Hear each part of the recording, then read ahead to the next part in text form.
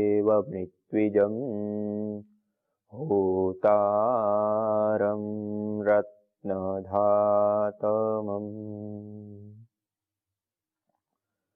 सर्वरक्षक परम पिता परमात्मा को कृतज्ञता पूर्वक प्रणाम करते हुए आइए उसी परम पिता परमात्मा ने जो हम सबको यहाँ भेजा, हम सब के लिए अन्न, जल, फल, फूल, औषधि, वनस्पतियों से लेकर के समस्त प्रकार के ऐश्वर्य को प्रदान किया, और उन ऐश्वर्यों का हम किस प्रकार से प्रयोग करें, उन ऐश्वर्यों के साथ हम कैसे बर्ताव करें, उन ऐश्वर्यों का हम किस प्रकार से उपभोग करें और अपने जीवन में हम पूर्णता को प्राप्त करें, उसके लिए परमपिता परमात्मा ने हमें वेद रूपी अनमोल श्रेष्ठ ज्ञान प्रदान किया। उसी वेद ज्ञान का हम स्तवन कर रहे थे, उसी वेद ज्ञान का हम स्वाध्याय कर रहे थे, उसी वेद ज्ञान को हम आत्मसात कर रहे थे। तो आइए इसी क्रम में हम और आगे बढ़ते हुए उस परमपिता परमात्मा की जो दिव्य वाणी, भागवत वाणी, श्रेष्ठ वाणी, वेद वाणी है, उसका हम स्तवन करते हैं। और उस वेद वाणी में जो विशेष करके जो यज्ञ से संबंधित बातें बताई गई है उसके ऊपर चर्चा कर रहे थे, उसके ऊपर हम विचार कर रहे थे, उसके ऊपर जो मंत्र बताए हैं उस मंत्रों का हम स्वाध्याय कर रहे थे, जिसमें हमने पूर्व में देखा था कि जब हम यज्ञ, हवन, अग्निहोत्र आदि क्रियाएं करते हैं वह कोई एक मात्र पंडित पुजारियों का ही विषय नहीं, अपितु ये हर एक मानव के लिए कल्याणकारी है, सार्वभौमिक है, वैज्ञानिक है, पंथ निरपेक्ष है। जो करेगा वो लाभ उठाएगा। जैसे योग एक साधना पद्धति है, आयुर्वेद एक पद्धति है, इसी प्रकार से यज्ञ भी एक विशिष्ट पद्धति है कि जब हम यज्ञ करते हैं तो पहले रोगों की निवृत्ति, जो मतलब सतह की हमारी जो साधना है वो शुरू जो होती है उसमें पहले जो सतह की जो बड़ी समस्याएं होती हैं उसको दूर करते हुए धीरे धीरे धीरे सूक्ष्मता की जो समस्याएं होती है उसको दूर करते हुए हम पूर्णता को प्राप्त करते हैं। यह एक प्रक्रिया है कि शरीर, फिर मन और फिर आत्मा के ऊपर कार्य करना। यह जो एक प्रक्रिया है, यह जो एक पद्धति है, उस प्रक्रिया को, उस पद्धति को हम साधना पद्धति कहते हैं। ऐसी ही एक योग पद्धति है, योग विद्या है। योग जो है वह भी एक संपूर्ण साधना पद्धति है। उसी प्रकार से जो यज्ञ है वह भी एक संपूर्ण साधना पद्धति है। तो इस साधना पद्धति को हम अपनाएं। इस साधना पद्धति को अपना करके अपने जीवन के साथ साथ हम संपूर्ण समाज में या संपूर्ण ब्रह्मांड में भी हम दिव्यता का आदान कर सकते हैं, सुख का आदान कर सकते हैं, समृद्धि को हम बढ़ा सकते हैं और सबके लिए जो हितकारक, शुभ कारक और सबके लिए जो अच्छा वातावरण होता है उसको हम तैयार कर पाते हैं। ऐसी ही यह एक अमूल्य या एक विशेष पद्धति है। इसलिए हमारे शास्त्रों में देखिए, हमारी जो भारतीय संस्कृति है, ऋषि संस्कृति, वैदिक संस्कृति, जो भारतीय संस्कृति है उसमें आप देखिए, जो है हम इस ऋषि संस्कृति के जो संवाहक हैं उसमें देखिए आप कि हर कहीं पर यज्ञ एक हमारे लिए मुकुटमणि की तरह खड़ा हुआ है। हमारा कोई भी शुभ कार्य हो रहा है या और भी कोई प्रसंग है या कहीं पर भी, बिना यज्ञ से हम कोई कार्य को आरंभ नहीं करते। 16 संस्कार हमारे जीवन में होते, बिना यज्ञ के संपन्न नहीं होते। इसी प्रकार से जो अलग अलग प्रकार की जो कई सारी विधाएं हैं उन सब में ये यज्ञ भी एक विधा है, यज्ञ भी एक साधना पद्धति है। इससे हम रोगों को दूर करने से लेकर के अपने संपूर्ण जीवन को हम सुखमय, शांतिमय, आनंदमय बना सकते हैं और पूर्णता से हम अपने जीवन को युक्त कर सकते हैं। और वेद मंत्रों से भी जो हमारे सामने बातें आई वो भी अति उत्कृष्ट, अति श्रेष्ठ और हमारे लिए एक आशा विश्वास भरी, जो कि हमारे जीवन से लेकर के संपूर्ण जगत में एक दिव्यता का आधान, एक श्रेष्ठता का आधान करने की। क्योंकि जब हम अन्य पद्धति अपनाते हैं जैसे योग आदि, वो भी अति उत्तम है, अति श्रेष्ठ है, उसको अपनाने से भी हम पूर्णता को प्राप्त करते हैं। हमारे सारे रोग आदि दोषों से दूर होते हुए हम पूर्णता को प्राप्त करते हैं, चित्त की एकाग्र भूमि को प्राप्त करते हैं और उसके साथ साथ धीरे धीरे हम पूर्ण नीरव अवस्था को प्राप्त करते हैं और जो एक आदर्श स्थिति होती है उसको प्राप्त कर लेते हैं। उसी प्रकार से यज्ञ भी जब हम निरंतर नित्य प्रति करते हैं, सुबह शाम संध्या के समय में जो करने का विधान है उस विधि के अनुसार जैसे कहा गया है उसी प्रकार से जिस विधि है उस विधि को जानते हुए सही तरीके से हम करते हैं तो उससे हमारा घर तो पवित्र होता ही होता है, हमारे घर की वो एनर्जी तो बढ़ती ही बढ़ती है, हमारे सारे आसपास में रहने वाले लोगों को भी उसका लाभ मिलता है, कीट पतंग पशु पक्षी या प्राणी जो है उनको भी, और जो वनस्पति जगत है पेड़ पौधे पशु आदि उसको भी उसका लाभ मिलता है, और उसके साथ साथ संपूर्ण अस्तित्व में संपूर्ण ब्रह्मांड में इसका विशेष लाभ मिलता है। लेकिन जो व्यक्ति कर रहा है उसके लिए इससे भी ज्यादा विशेष लाभ होता है, क्योंकि हम जब नित्य प्रति डेली यज्ञ करते हैं, हवन करते हैं, अग्निहोत्र करते हैं, तो उससे जो हमें एनर्जी प्राप्त होती है वह एनर्जी हमारे पूरे तन को, हमारे पूरे शरीर को पहले तो निरोगी बनाने वाली, दूसरा हमारे मस्तिष्क को तंदुरुस्त सुरक्षित करके हमारे जो विभिन्न प्रकार के जो रोग है, स्ट्रेस, तनाव, चिड़चिड़ापन, नींद न आना, पागलपन, मिर्गी आदि की समस्या आदि जो मस्तिष्कीय समस्याएं हैं, व्यक्ति को याद भी नहीं रहता है, मतलब भूल जाने की बीमारी, ये सारी बीमारियां भी दूर होती हैं यज्ञ से।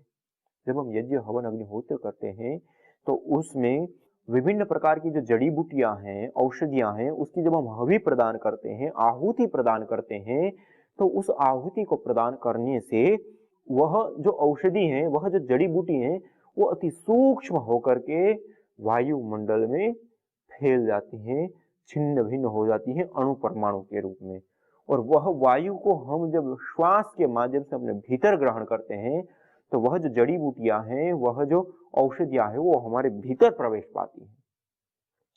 और वह जड़ी बूटियां, वह औषधियां जब हमारे अंदर जाती हैं तो वह श्वास के माध्यम से लंग्स तक, लंग्स के माध्यम से रक्त में, रक्त के माध्यम से हमारे पूरे शरीर में, और इतना ही नहीं, उसके साथ साथ जब हम श्वास ले रहे हैं तो इसे सीधा हमारे मस्तिष्क के ऊपर प्रभाव पड़ता है। और जो वर्तमान में रिसर्च अनुसंधान हुए हैं उनसे बातें सामने आई कि जैसे ही हम यज्ञ करते हैं उसके धुएं को हम ग्रहण करते हैं श्वास के माध्यम से, तो वो हमारे हार्मोन्स जो होते हैं उसको तुरंत सेट करने वाला होता है, उस हार्मोन को पॉजिटिव हार्मोन्स में बदलने वाला होता है, स्ट्रेस, तनाव, चिड़चिड़ापन आदि। और जो विशेष करके जो नशीली चीजें जो लोग ग्रहण करते हैं, शराब आदि या और भी नशीली चीजें, उन नशीली चीजों को छुड़ाने के लिए भी अद्भुत रूप से कार्य करता है, हमारे हार्मोन्स इत्यादि में चेंजेस लाता है, पॉजिटिव चेंजेस लाता है, और उसके साथ साथ हमारे मस्तिष्क की जो कोशिकाएं होती हैं उसको सशक्त मजबूत बनाता है, हमारे मस्तिष्क को सुदृढ़ बनाता है, और हमारी जो स्मृति शक्ति होती है, जो याद करने की क्षमता होती है, उसको भी उद्भुत करता है, उसको बढ़ा देता है, और हमारी जो समझने की क्षमता है, हमारी जो विचार करने की क्षमता है, उसको भी शक्ति प्रदान करता है, और उसके लेकर के जो भी डिजर्नेट हुए सेल होते हैं उसको भी रिजर्नेट करने का काम करता है, और हमारी शरीर की पूरी जो नसनाड़ियां हैं उसको भी सशक्त मजबूत बनाने का कार्य करता है। तो ऐसे कई सारे कार्य हैं जो इस यज्ञ के माध्यम से संपन्न होते हैं हमारे शरीर के भीतर। इसलिए यज्ञ कोई सामान्य क्रिया कर्म नहीं है, अभी तो अति उत्तम है, एक वैज्ञानिक प्रक्रिया, एक सूक्ष्मीकरण की प्रक्रिया है। जिन औषधियों को हम ठोस रूप में खाते हैं उसको सूक्ष्म करके हम खा रहे हैं, सूक्ष्म करके ले रहे हैं। कोई भी औषधि जड़ी बूटी आप देखिए, हम कितनी मात्रा में लेते हैं, बहुत थोड़ी मात्रा में, mg मिलीग्रामों में हम लेते हैं। मिलीग्राम में जिन औषधियों को लेते हैं वो भी हमारे पूरे शरीर को स्वस्थ कर देती है, हमारे पूरे शरीर को तंदुरुस्त कर देती है, छोटी सी गोली होती है। कई लोगों के मन में क्वेश्चन उठता है कि इतना छोटा सा यज्ञ 25-50 ग्राम घी, 25-50 ग्राम सामग्री डालते हैं, उसमें क्या हो जाएगा, उतने से क्या ये ब्रह्मांड की शुद्धि हो जाएगी, क्या उसमें रोगों की निवृत्ति? ना, एक सूक्ष्मीकरण की प्रक्रिया है। आप देखिए, आप अपने शरीर में इतना बड़ा शरीर है, 50 किलो का, 60 किलो का, 70 किलो का, 80 किलो का, 80 किलो के शरीर में इतनी मिलीग्राम में आप दवाई खाते हैं, उससे क्या फर्क पड़ जाएगा? लेकिन पड़ता ही नहीं पड़ता, रोग दूर होते ही नहीं होते, कष्ट दूर होते ही नहीं होते। ये स्वाभाविक सामने हमारी बात, और ये तो बहुत स्थूल बात हो गई, इससे भी और सूक्ष्म हो जाती हैं वह जो जड़ी बूटियां। जैसे हम आयुर्वेद का ही ले तो आयुर्वेद में कई सारी प्रकार की दवाइयों का निर्माण है, अलग अलग प्रकार की घृतों का निर्माण है, अलग अलग प्रकार के आसव है, अरिष्ट है, या इस प्रकार से वटिया है, रस है, या और भी कई सारे इस प्रकार के जो आयुर्वेद में औषधियों के निर्माण के विधान है। उन औषधियों को हम सेवन करते हैं और रोगों से निवृत्त होते हैं। लेकिन कुछ रोग ऐसे होते हैं, ऐसी गंभीर कंडीशन में चले जाते हैं कि जब वो औषधियां काम करना छोड़ देती हैं उस रोग में, उसमें वो काम नहीं करती, तो उस समय आयुर्वेद में रस रसायन विद्याओं का विधान है, जिसको हम भस्मों के नाम से जानते हैं, जैसे स्वर्ण भस्म आदि जो विभिन्न प्रकार की भस्म होती है, उसका सेवन करते हैं। तो आयुर्वेद में जो विभिन्न प्रकार की जो भस्म बनाई जाती है उसमें भी तो यही सिद्धांत काम करता है। वहां पे जब दूसरी औषधियां जड़ी बूटियां काम करना छोड़ देती है, उस समय उस रस रसायन विद्या को दिया जाता है और उस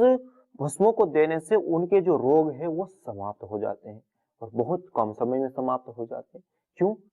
वो अति सूक्ष्म करके जड़ी बूटियों को पहुंचाया जाता है, उस पावर को पहुंचाया जाता है। तो वहां पे क्या होता है, उन जड़ी बूटियों को जला करके उसके बाद वो जो भस्म तैयार होती है, उस भस्म को खरल करके घोट घोट करके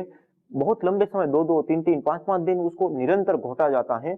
जितना ज्यादा घोटा जाता है उतना ही ज्यादा वो बारीक अति सूक्ष्म वो भस्म होती चली जाती है, राख होती चली जाती है, बहुत बारीक। और जितनी ज्यादा वो सूक्ष्म होती है, जितनी ज्यादा बारीक होती है, उतनी ही उसकी जो पोटेंसी है, उतनी ही उनकी जो एनर्जी है, उतनी ही उनकी जो रोग निवारक शक्ति है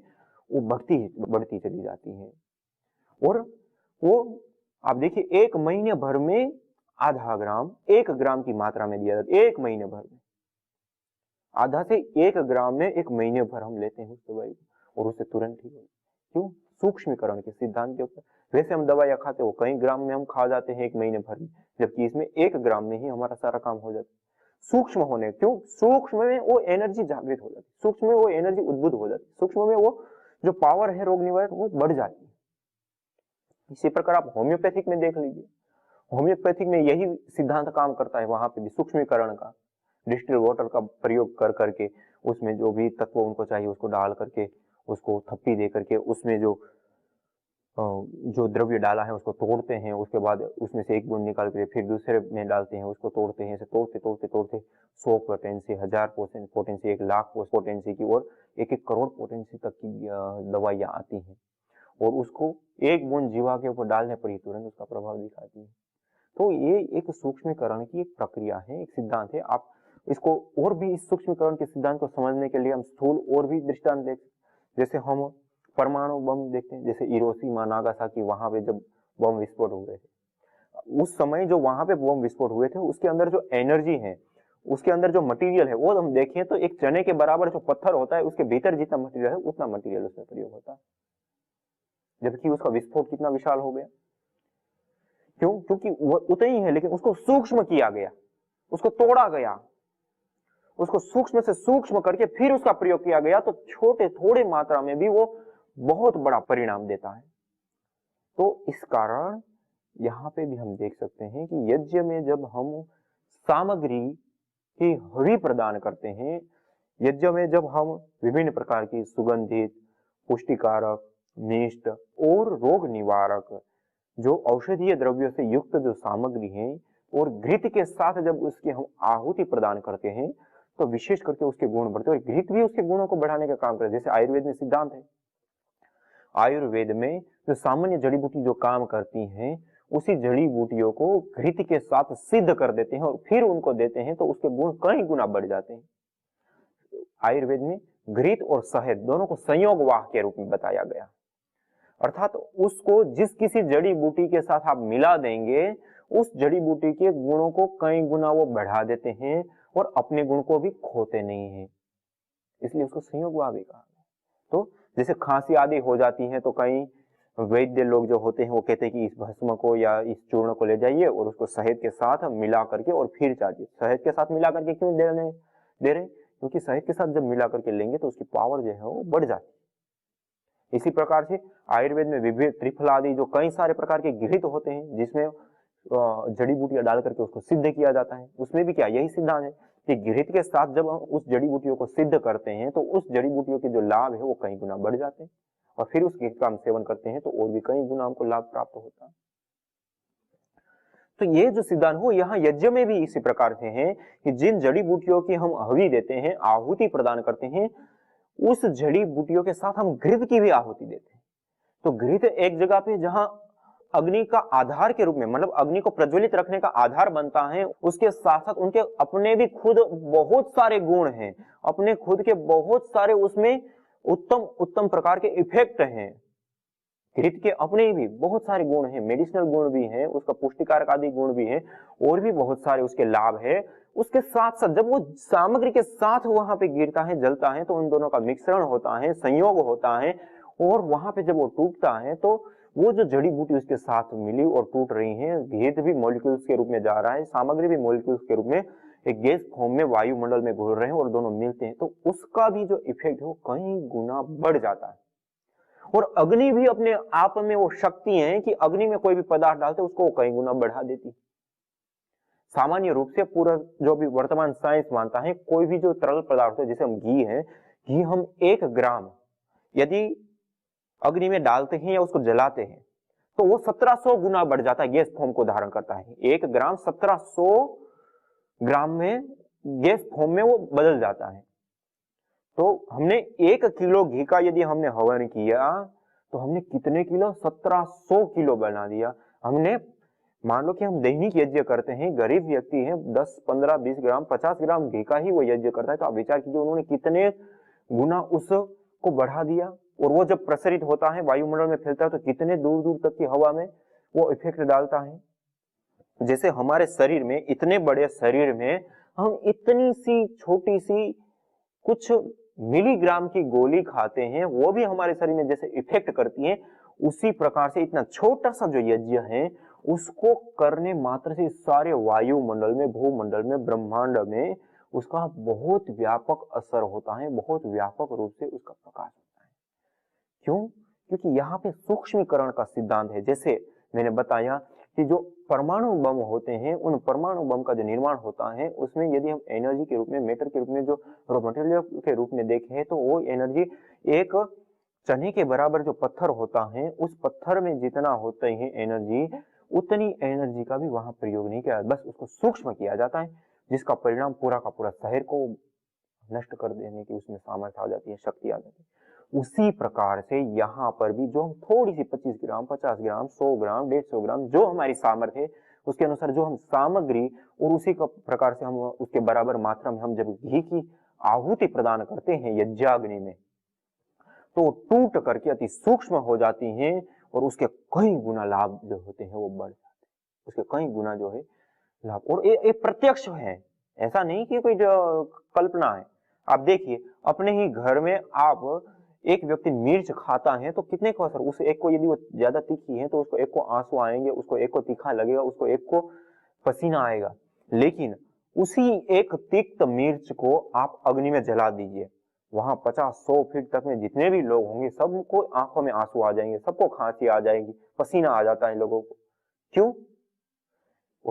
जो एक मिर्च हमने आग में डाली, उस मिर्च को उस अग्नि ने सूक्ष्म कर दिया, तोड़ दिया, अणु परमाणु रूप में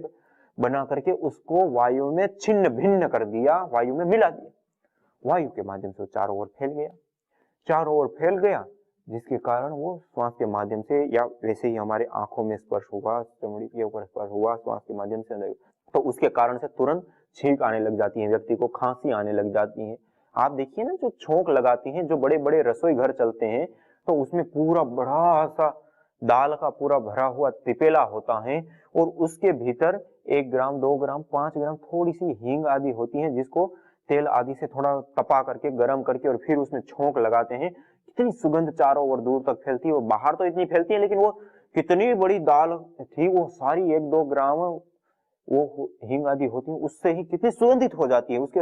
माध्यम से वो सुगंधित भी हो जाती है, स्वादिष्ट भी हो जाती है और पोषक तत्वों को भी प्रदान करने वाली हो जाती है। अब देखिए ये व्यवहार की बातें हैं, ये युक्ति संगत बातें हैं, ये कोई ऐसी नहीं कि अकल्पनीय या बिल्कुल एक अलग प्रकार की, ये सारी व्यवहारिक तर्क युक्ति संगत बातें, इसको हम सोच सकते हैं, व्यवहार में हम देख सकते हैं सूक्ष्मीकरण के सिद्धांत को। आप ये भी देख सकते हैं, जैसे रसोई बनाते हैं, कई सारे रसोई होते हैं, या घर में भी माताएं बहनें लोग या कोई बनाते हैं, तो आप देखिए वहां पे क्या होता है, जो व्यक्ति रसोई बना रहा होता है, वो व्यक्ति जो रसोई बन रही है उसमें से जो धुआं उठ रहा है, जो भाप उठ रही है, वो सुगंधी भी उसके साथ होती है, तो सुगंधी भी चारों ओर प्रसरित होती है, तो व्यक्ति भी खुद लेता रहता है, खुद उस सुगंधी को लेता है, लेते लेते वो जब मिठाई बनती तब तक में 5, 10, 15 मिनट, आधा घंटा जो भी लगा, उतनी देर उन्होंने उस भाप को वहां पे ग्रहण किया, उस सुगंध को उन्होंने ग्रहण किया। उस व्यक्ति की मन की दशा को आप देखिए, उस मिठाई को खाने की उस समय उनकी इच्छा नहीं होती है। ये हर किसी का अनुभव हो सकता है, क्या होता है, उसको उस मिठाई को खाने की इच्छा नहीं होती। क्यों? क्योंकि उस मिठाई को खाने से जो तत्वों की आवश्यकता थी हमारे शरीर में उस मिठाई से मिलने वाली, उनकी आपूर्ति सूक्ष्म रूप में हमारे श्वास के माध्यम से ग्रहण होकर के पहले से ही हो गई, इसलिए उससे उबन हो गई। आप देखिए, जब हम खाने के लिए बैठते हैं तो उस समय रसगुल्ले हैं और भी कोई मिठाई जो आपको बहुत पसंद है, बहुत अच्छी भूख भी लगी है और आप खाने के लिए बैठे, तो आप जब खाने लग जाते हैं और आपकी जो तृप्ति है, आपका जो आवश्यकता है शरीर की, वो पूरी हो जाने के बाद आपको बहुत मिठाई पसंद है, फिर भी आप उस आवश्यकता की पूर्ति होने के बाद उस मिठाई को आप नहीं खा सकते। उस मिठाई को आपके सामने भी रखें तो आपको एक उबन सी आएगी, ऐसा मन से तुरंत होता है कि इसको जल्दी से आगे से हटा दे। होता ही नहीं होता, आप विचार कीजिए क्यों? क्योंकि उसकी आवश्यकता पूरी हो गई। इसी प्रकार से यहाँ पे भी जब वो मिठाई बना रहा है उस समय उसको सूक्ष्म रूप में उसको श्वास के माध्यम से ग्रहण कर लेता है, जिसके कारण उसकी जो आवश्यकता है वो पूर्ति हो जाती है और पूर्ति होने के कारण उनकी इच्छा ही नहीं रहती उसको खाने की, उसमें खाने में प्रवृत्ति ही नहीं हो पाती, उबन सी होने लगती। यही सिद्धांत यहाँ यज्ञ में भी लागू होता है। यही है सूक्ष्मीकरण का सिद्धांत। जो पदार्थ हम स्थूल रूप में ग्रहण करते हैं उसी पदार्थ को हम सूक्ष्म करके ग्रहण कर रहे हैं। जैसे अस्थमा दमा की बीमारी हो जाती है व्यक्ति को, तो उस समय बहुत दम घुटने लग जाता है, श्वास चढ़ जाती है, तब व्यक्ति रह नहीं पाता है। तब दवा खा करके कब लाभ मिलेगा उससे, वो सीधा क्या करते हैं, वो स्प्रे वाला वो आता है और मुंह में सीधा मार करके उसको लेते हैं और तुरंत सीधा ही इफेक्ट, सीधा ही तुरंत उसको अपने अंदर पहुंचाता है और तुरंत उसका इफेक्ट होता है। इसी प्रकार से यज्ञ भी बहुत तात्कालिक और बहुत तुरंत, जैसे कई लोग आपने टीवी चैनलों में आदि पिक्चरों में भी देखा होगा, व्यक्ति को बेहोश करने के लिए वो स्प्रे मार करके उस रुमाल को सुंघा देते, आधा मिनट क्या कुछ सेकंड में ही वो बेहोश हो जाता है, तात्कालिक, तुरंत लाभ। ये जैसे उल्टा है कि सुंघा करके तुरंत बेहोश करते हैं, उसी प्रकार से आप सुंघा करके उसको तुरंत फ्रेश कर सकते हैं, उसको तुरंत आप प्रसन्न कर सकते हैं, तुरंत आप अलग अलग प्रकार के लाभ उठा सकते हैं। वही सिद्धांत है। अच्छे पदार्थों को हम खा करके ग्रहण करेंगे तो अच्छा लाभ, और गलत पदार्थों को हम खाएंगे तो गलत इफेक्ट पड़ेगा। इसी प्रकार अच्छे पदार्थों को हम सूंघेंगे तो अच्छा लाभ, और गलत पदार्थों को हम सूंघेंगे तो गलत लाभ। और ये भी हमारी एनर्जी का एक बहुत बड़ा सोर्स है, ये छोटा सोर्स नहीं है। हम जिस भोजन को ग्रहण करते हैं, आधुनिक विज्ञान की बात मैं बता रहा हूं, जिस भोजन को हम ग्रहण करते हैं उस भोजन के हमारी दिन भर की एक्टिविटीज में जो एनर्जी हम ग्रहण करते हैं वह एनर्जी 20% होती है, लेकिन 80% एनर्जी हमारी जो होती है वो वायुमंडल से हम लेते हैं। हम बिना भोजन से 3 महीने तक, 2 महीने तक, 1 महीने तक जीवित रह सकते हैं। बिना पानी से हम 2, 5 दिन, 7 दिन, सप्ताह भर तक रह सकते हैं, लेकिन बिना हवा से हम 3 मिनट से ज्यादा नहीं रह सकते। क्यों? क्योंकि इस एनर्जी को हम ज्यादा लेते हैं, इस एनर्जी की हमको बहुत ज्यादा जरूरत है, जिसको हम निरंतरता के साथ ले रहे हैं, निरंतरता के साथ हम ग्रहण कर रहे हैं। और इस एनर्जी को शक्तिशाली बनाने का, इस एनर्जी को पावरफुल बनाने का, इस एनर्जी के माध्यम से चिकित्सा करने का, इस एनर्जी के माध्यम से हमारे तन और हमारे मन को कंट्रोल करने का, इस सारी एक पद्धति है, एक सूक्ष्मीकरण का सिद्धांत है, एक सूक्ष्मीकरण की प्रक्रिया है। तो इस यज्ञ का हम आचरण करें, इस यज्ञ को हम अपनाएं, और इस यज्ञ को अपना करके और इस यज्ञ की जो सूक्ष्मीकरण का सिद्धांत है उसको खुद समझे, औरों को भी समझाए, खुद उसका आचरण करके उसके विभिन्न लाभों को उठाए, औरों को भी हम प्रेरित करें, उनको भी बताएं कि इसका आचरण करें और इन लाभों को उठाएं। इसलिए हमारे ऋषि मुनियों ने जो इसका विधान किया है वो ऐसे ही नहीं किया है। आप उपनिषद देखिए, वेद देखिए, ब्राह्मण ग्रंथ देखिए, स्मृति शास्त्र देखिए, नीति शास्त्र देखिए, गीता, उपनिषद से लेकर के रामायण, महाभारत तक सब जगह पे यज्ञों का प्रचलन ऐसे ही नहीं है। इसके पीछे इतना ही सूक्ष्म विज्ञान है, इतनी ही ज्यादा इसमें रहस्यमय तत्व है। कोई भी वस्तु आप आधुनिकता में भी देख लीजिए, जिस वस्तु में ज्यादा लाभ होगा, अपना हित पूरा होता होगा, अपना सुख पूरा होता होगा, अपनी आवश्यकता पूरी होती है, उसी पीछे सब लोग लगे होते हैं। जिससे कोई प्रयोजन सिद्ध नहीं होता उसके पीछे क्यों मनुष्य लगता? इसीलिए किसी भी वस्तु की वैल्यू या उसकी डिमांड उसी के आधार पर होती है कि उसकी प्रायोगिक स्तर पे कितना लाभ है। तो इसी प्रकार से यहाँ पे भी यह यज्ञ का जो सिद्धांत है वो अति सूक्ष्मीकरण का और अति उत्तम है। तो इसको हम अपनाएं, अपने जीवन के साथ इस जगत में भी हम दिव्यता का आदान करें। आज इतना ही। इसी के साथ ओम शांति शांति शांति।